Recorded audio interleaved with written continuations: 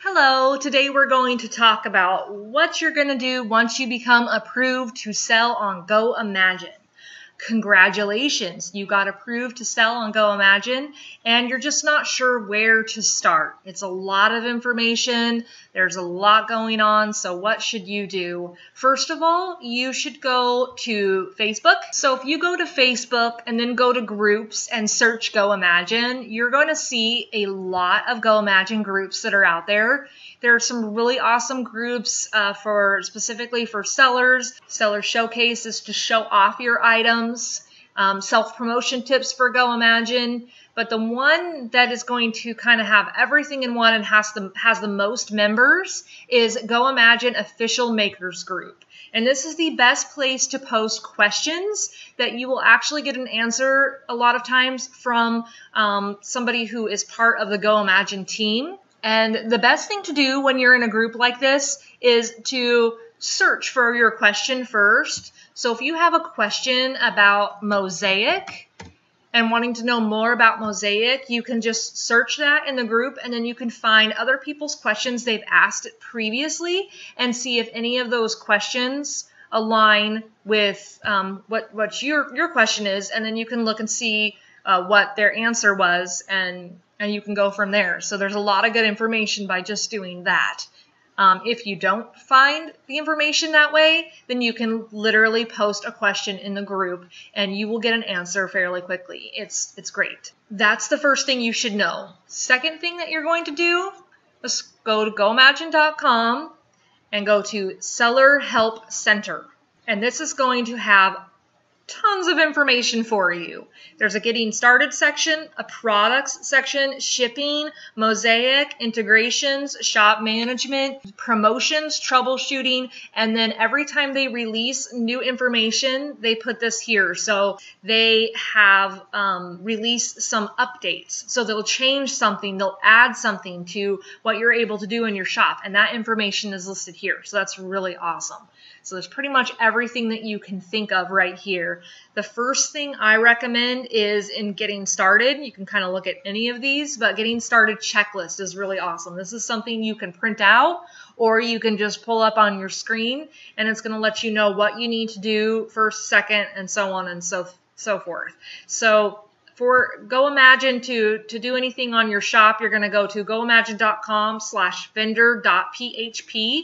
And you're going to need to log into this. And then if for any reason you have trouble logging in, you might have to reset your password or something. And this is going to take you to this screen here that shows you your recent sales and all of that. But then you also have these other items here, such as products, which is one of the, things you're going to do down the road when you go to add your products. There's also shop account, and that's where you're going to put in your shop settings. So that's probably where you're going to start, is the shop setting. You're going to go to shop settings, and then you're going to go to shop details. Let's see. Yes. So that's the thing. So there's general. I think some of this is automatically filled out for you. If not, you can fill that out. And then you've got shop details. You're going to put in any of your social media accounts, and that's going to link that up so your customers are going to be able to see your social media accounts. Shop announcement, shop tagline, all sorts of great information in here. This is kind of fairly simple. I don't really have to go through everything in here, but you get the idea. This Facebook pixel thing, I have not been able to figure out, honestly.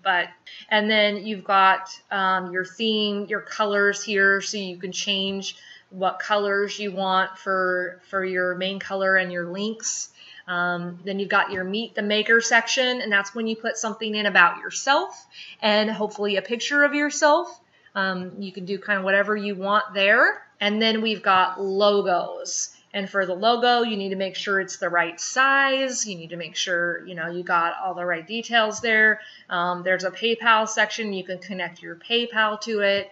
Terms and conditions is where you type in what your terms and conditions are. Do you accept returns? How quickly do you ship items? All those details. The more information you could put in here, the better.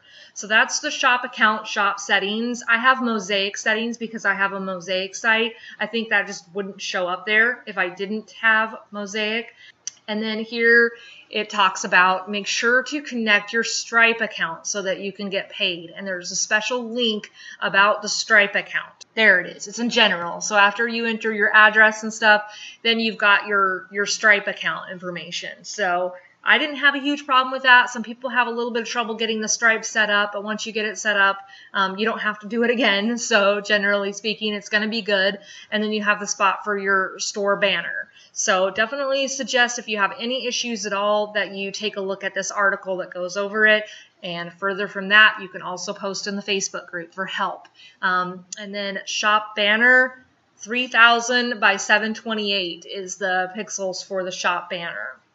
This kind of just gives you a rundown of every single thing on this page. Optional settings, description, logo. Logo needs to be 400 by 250. The invoice logo is just something that would go on the invoice the customer would get. What you should put in your terms and conditions. And then it tells you, kind of gets you onto the next deal here. Learn the shipping basics. The shipping is a really tough one for everybody, to be honest. I haven't seen many people that said the shipping was super easy and they figured it out right away. Then there's also some information about Shippo. Etsy import, that is if you have a shop in Etsy, you can actually import your product information from Etsy into Goimagine. There's a few steps to it. It's not super short and simple, but there is a video and article that goes along with that. And you need to have Microsoft Excel generally to get all that information over correctly. And it doesn't take all the information. It only takes a certain amount of information from Etsy and brings it over. But it can be a huge time saver. Creating custom shop categories, starting to add products, and set your featured products. So, and then there's a deal about Mosaic at the bottom. So that is the checklist that you have there. You kind of want to go in this order generally. Certain things you can't do until you do something else first. So that's something to keep in mind. So I will do a video in the future about shipping. And I'm also going to do a video specifically about creating your custom shop categories. I have had some people asking about that, and I think that's really important. I already have a video about adding products.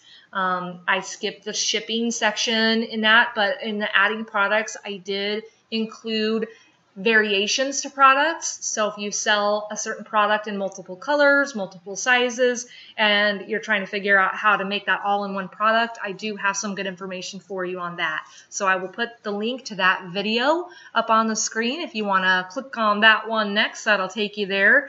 And if you found this video helpful, interesting, or entertaining in any way, please click the like button and consider subscribing to get more helpful information on Goimagine and more to come.